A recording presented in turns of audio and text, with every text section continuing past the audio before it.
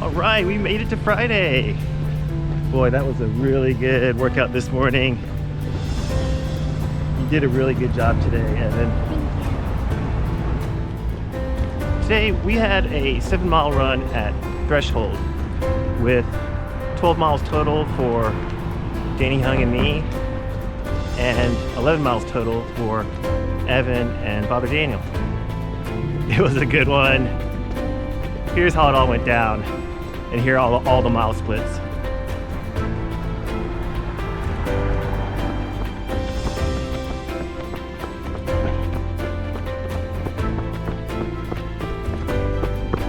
All right, we're just cooling down. Danny Hung's feeling really good today. Really good workout, you know? Yeah, I like it. Felt good. Here are the splits for the warm-up that we did this morning.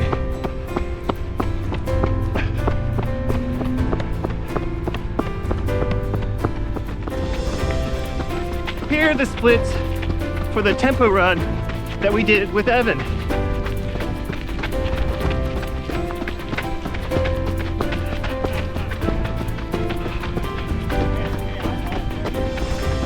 Here is the split for the last mile of the tempo run that I did without Evan.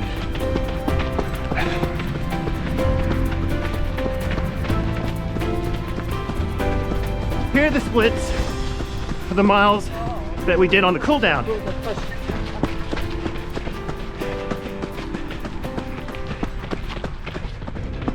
Feeling really good today. Get a good rest tomorrow and lead into a nice long run. It'll be the longest of the build on Sunday.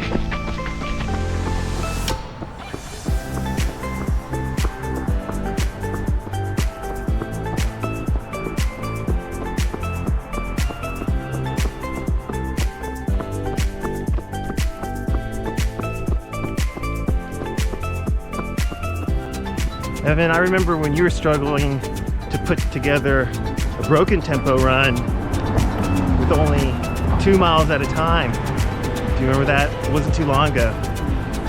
But you kept at it, you kept adding skills along the way, and you've really developed in that area of running. I'm really proud of you.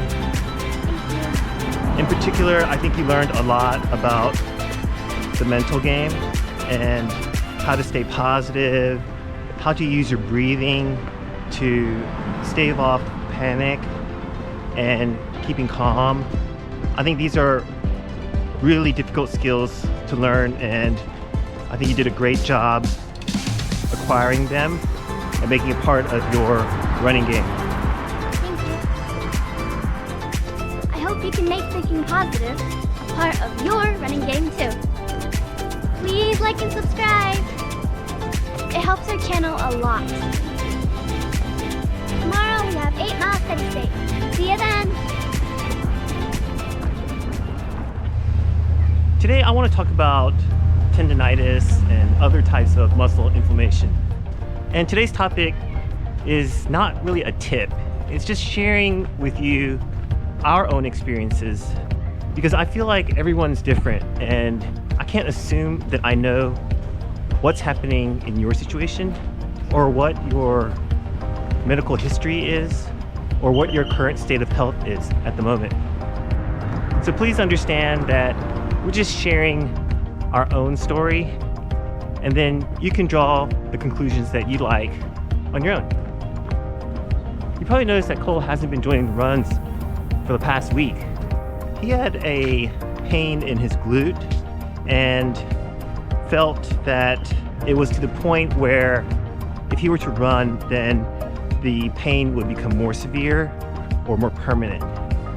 I have a policy of letting the kids decide for themselves how they will choose to react when they have a niggle. I do my best to try to help them define the pain and define the pain level. But everybody has different pain tolerances, so it's hard to kind of nail down exactly how he's feeling.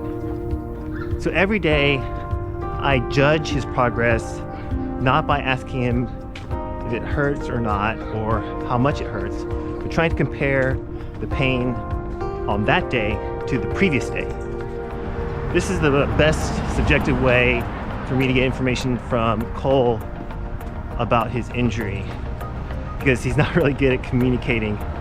So it's much easier for him to say that, oh yeah, today's worse, or today is the same, or today is better. Because Cole wasn't running, he was doing pull workouts, and because he hadn't been swimming for a while, it was grueling. He was having a really tough time getting the pull workouts done and really dreading it. But he had made so much progress in his fitness up until now in the running that he tried really hard. But boy, did he not look forward to doing those workouts. So I believe that he was sincere. He had a real pain, and he had a strong desire to get over his injury as quickly as possible, at least to avoid the pull workouts. But whenever I would ask him where he was at as far as pain level in comparison to the previous day, it was either the same or worse. Especially recently, as the days went by, it started getting worse. He was doing all of the physio, he was doing all of the stretches, he was doing all of the massages 3 times a day, and it was still getting worse. And because it was getting worse, I had to intervene. So I shared with him my own experience. Whenever I have tendonitis, for example, I have an Achilles inflammation. When I rest it, the area surrounding the inflammation is not exercised, and the entire area becomes weaker. The inflamed area has to take on more stress and becomes more inflamed. And then that's why I feel more pain in my Achilles when I rest. When I do all of the physio and I continue my activity, but at a level that introduces less stress than I did when the injury came about, I feel improvement in my Achilles tendonitis. I shared this information with Cole and told him that if he wants to improve the circulation in the inflamed area and strengthen the muscle tissue that surrounds the inflammation so that his inflammation can heal, and he'll have to start running again. It's going to be painful, but he's going to have to start running again. So 2 days ago, I had Cole do a recovery run. He said it hurt a lot, so he shut it down early and did not complete the run. I think he was scared that if he pushed it a little too hard, then that pain could lead to a bigger pain. So I encouraged him to go back out and try to complete the run. And he did. I asked him on that day if he felt more pain than before he started the run, and he said no. The next day I asked him if he felt more pain than the previous day, and he said no. And he actually said that the pain had decreased quite a bit.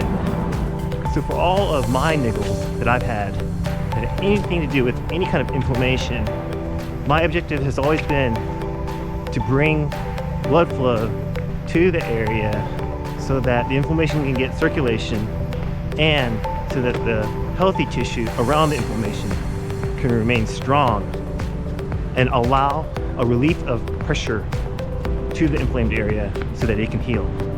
Remember, inflammation always happens when a stress is induced that area is not used to handling.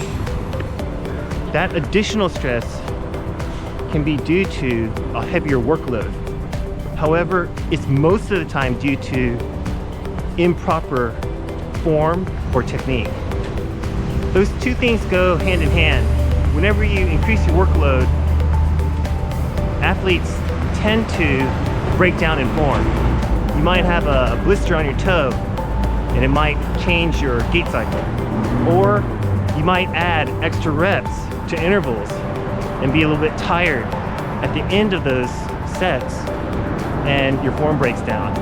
It's a good way to introduce a new stress to a muscle part or a muscle group.